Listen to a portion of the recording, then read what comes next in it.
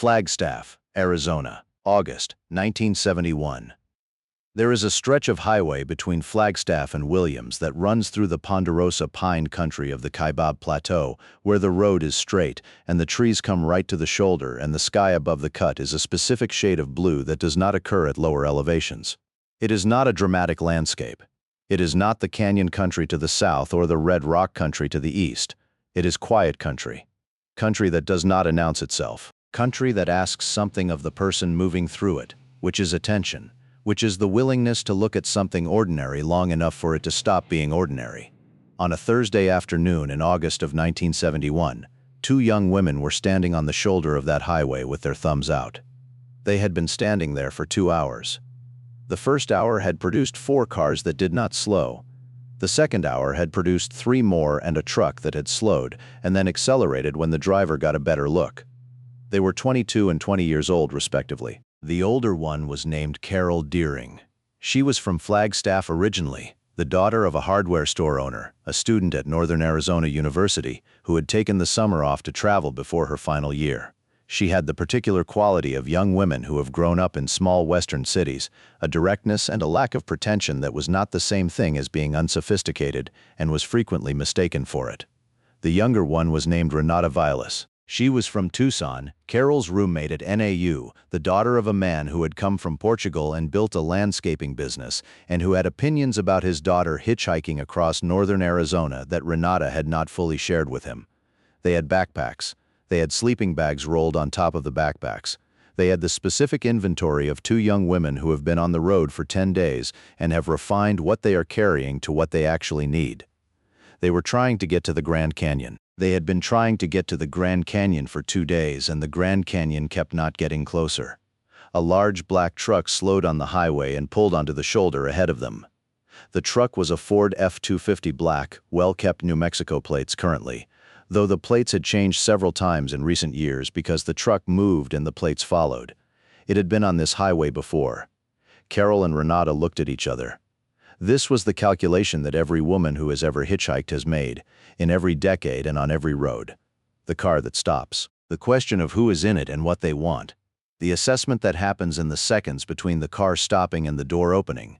The reading of the vehicle and the approach, and the 1,000 small signals that add up to a decision made with incomplete information and significant stakes. The door opened. A man got out.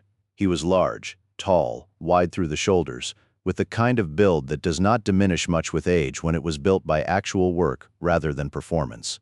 He wore a plain shirt and work trousers and a hat that had been on a lot of roads. He walked back toward them along the shoulder, not fast, not slow, with the unhurried directness of a man who has somewhere to be and is not in a hurry about it.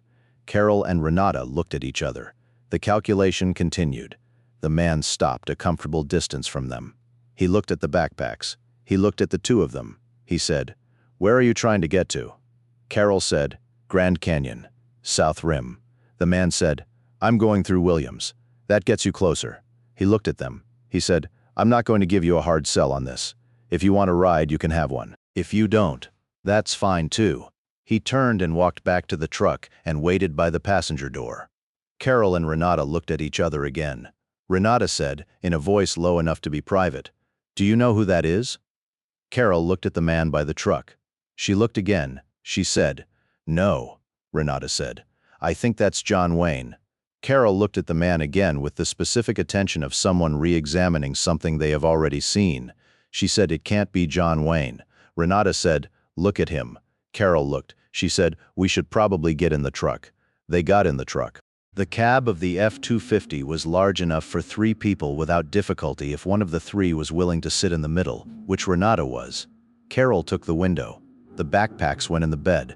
The man pulled back onto the highway. He drove the way he did most things without commentary on the doing of it. After a few minutes, Carol said, "Are you John Wayne?" The man said, "Yes." Carol said, "Huh?" The man said, "Does that change anything?" Carol thought about it. She said, "Not really." The man said, "Good." Renata, who had been the one to recognize him and was now sitting between John Wayne and the passenger door in a Ford F-250 on a highway in northern Arizona, said, "I've seen all your movies." The man said, "Which ones?" Renata said, "Well, Most of them. My father likes westerns, the man said. What does your father do?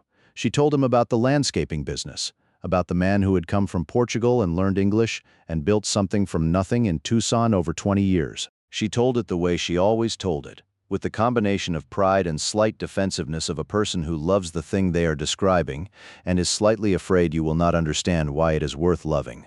The man listened. He said, "Your father sounds like a serious man," Renata said. "He is. He is the most serious man I know." The man said, "Does he know you're hitchhiking?" Renata said, "He knows I'm traveling." The man said, "That's a diplomatic answer." Renata said, "Yes." He drove.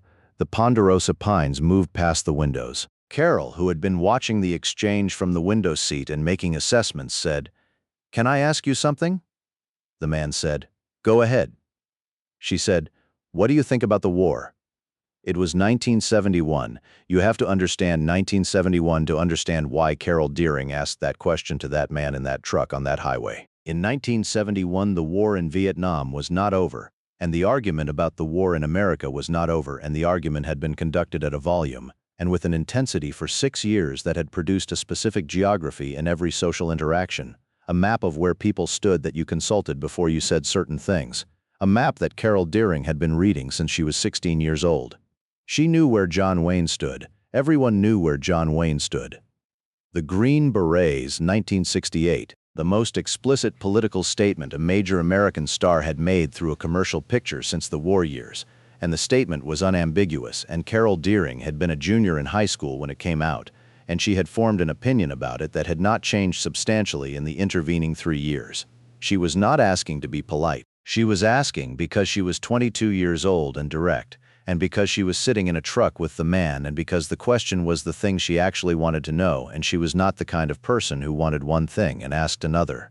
The man drove for a moment. He said, "I think it's a mess that has been a mess for a long time and is going to be a mess for longer." Carol waited. He said, "I think the men who are fighting it are doing what they are doing because they were asked to, and because they believe in doing what they are asked to when the asking is the country asking." He said, "I think the men who are against it because they believe in something too, and I don't think believing in something makes you wrong, even if I think you're wrong about the thing." He said, "I think the picture I made was what I believed, and I still believe it, and I also think it didn't change anything, and I'm not sure what I think about that." He said all of it in the same flat, direct tone, not a speech, not a performance of nuance, just a man accounting for what he actually thought, including the parts that didn't resolve. Carol said, "I think the war is wrong." He said, "I know you do." She said, "Doesn't that bother you? That I think that?" He said, "No." She said, "Why not?" He said, "Because you thought about it. I can tell you thought about it. The people who bother me are the ones who haven't thought about it and have an opinion anyway." She said, "I've thought about it a lot." He said, "I know." She said, "Don't you want to change my mind?" He said, "No." She said, "Why not?" He said, "Because it's your mind and you're using it. That's what it's for." They drove through Williams.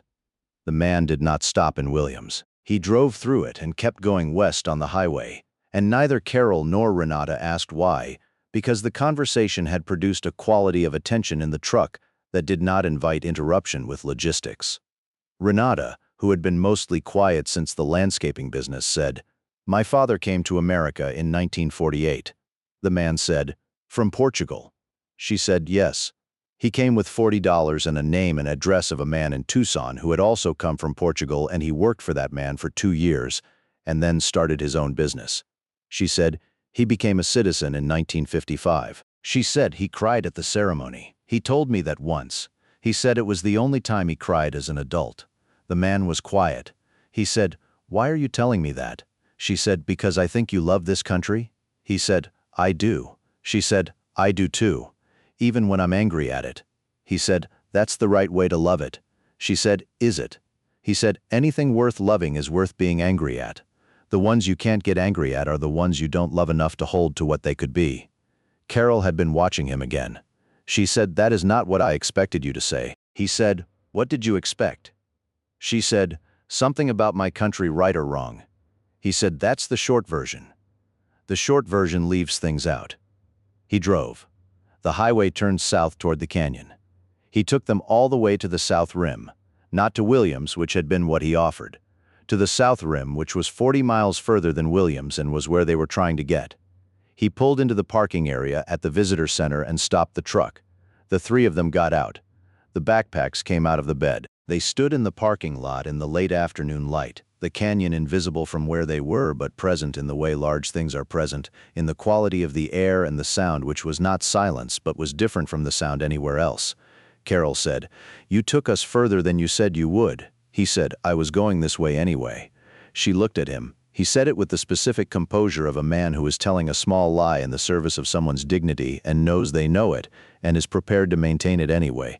She said, "Thank you." He said, "Stay safe on the road." He looked at both of them. He said, "And call your parents." He said it the way he said most things, directly, without attaching more to it than it needed. He got back in the truck. He drove out of the parking area and back onto the highway heading west. They watched the truck until it was gone around the curve of the road. Renata said, "John Wayne told us to call our parents." Carol said, "Yes, he did." Renata said, "Are you going to?" Carol thought about it. She looked at the canyon, which you could now see from where they were standing, the first glimpse of it, the thing that all the approach does not prepare you for. She said, "Yes," she said, "but not because he told me to." Renata said, "Why then?" Carol said, "Because he was right." Renata Vilas called her father that evening from a payphone at the South Rim. She called collect, which was the way you called when you were 20 years old and traveling, and the money was running low. Her father accepted the charges. She told him she was at the Grand Canyon and that she was fine, and that she had gotten a ride from a man who had taken them further than he had said he would. Her father said, "Who was the man?" She said, "John Wayne." Her father was quiet for a moment. He said in the specific mixture of English and Portuguese that he used when he was feeling something larger than ordinary conversation, "You got in a car with a stranger." She said, "I know." He said, "You should not get in cars with strangers." She said, "I know, Papa." He said, "John Wayne." She said, "Yes." He was quiet again. He said, "He is a good man." She said, "I think he is." Her father said, "He made a picture about the Alamo. I saw it in 1960.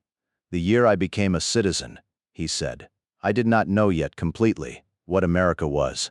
I was still learning it, and I watched that picture and I thought, whatever America is, it is worth dying for. Not because the picture said so, because I could see that the man making the picture believed it, and a man who believes something that completely, even if you do not agree, is a man who is telling you the truth about himself." He said, "That is not a small thing." Renata stood at the payphone at the south rim of the Grand Canyon and listened to her father.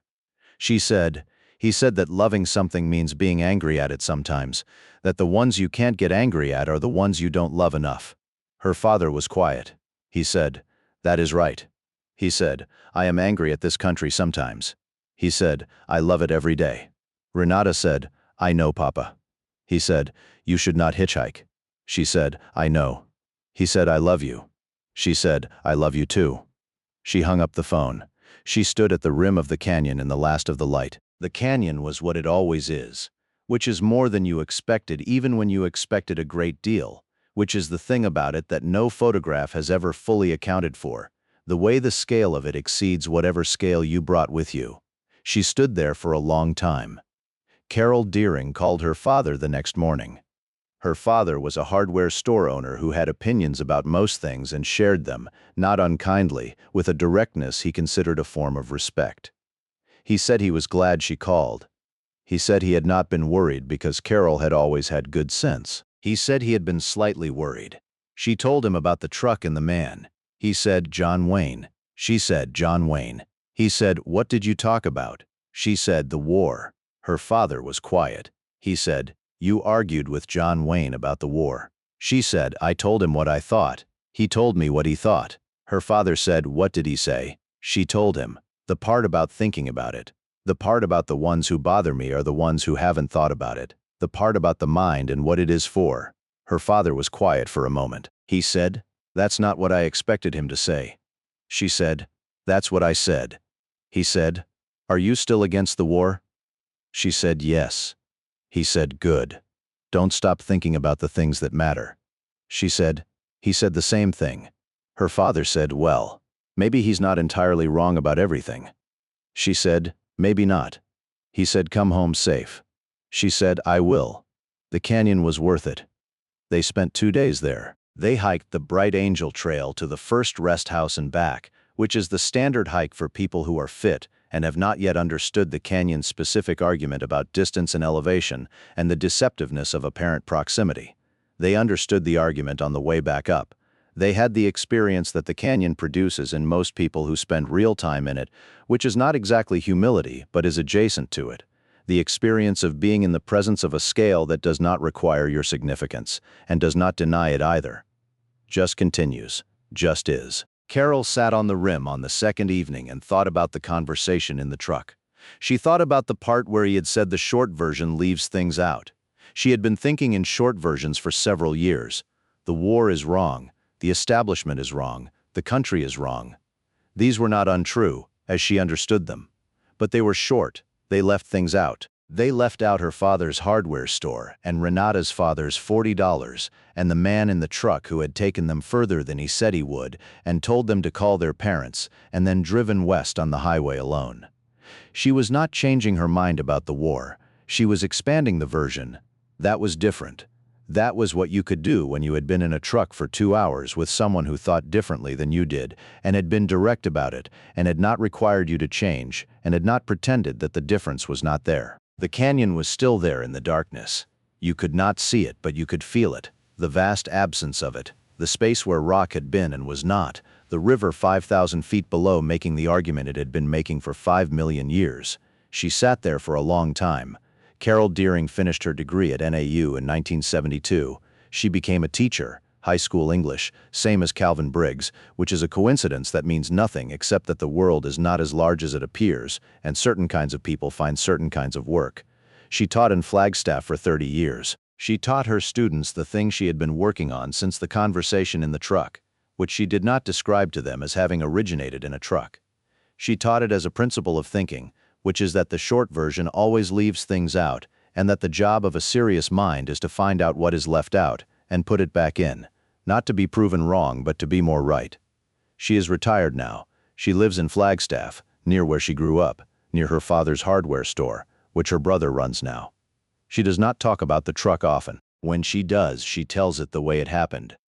A man who picked up 2 hitchhikers in August of 1971 and drove them further than he said he would, and told them to call their parents and had an argument about the war that neither of them won and neither of them lost.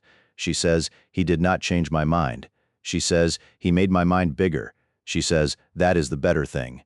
Renata Vilas went back to NAIU in the fall. She finished her degree. She went to graduate school in landscape architecture, which was a field she had arrived at through her father's landscaping business, and the specific love of the relationship between the made thing and the natural thing that her father had passed to her through 20 years of watching him work. She practices in Tucson. Her father is gone. He died in 2004, which was 56 years after he arrived with $40 and a name and an address. She thinks about him the way people think about the people who made them possible, which is constantly and sideways in the middle of other things. She thinks about the payphone conversation sometimes, about a man who loved a country he was sometimes angry at, about the canyon in the last of the light. She thinks about a truck on a highway in the Ponderosa Pines, about a man who offered a ride without a hard sell and drove further than he said he would, about the part where he said the ones you can't get angry at are the ones you don't love enough to hold to what they could be. Her father had said, "I am angry at this country sometimes. I love it every day." Those are not different things. They are the same thing, seen from 2 sides. The canyon keeps demonstrating this, if you're willing to sit at the rim long enough. The argument of it is patient. It has been patient for 5 million years. It is not going to stop being patient now. 1 truck on 1 highway. 2 young women with backpacks and thumbs out. A ride that went further than offered.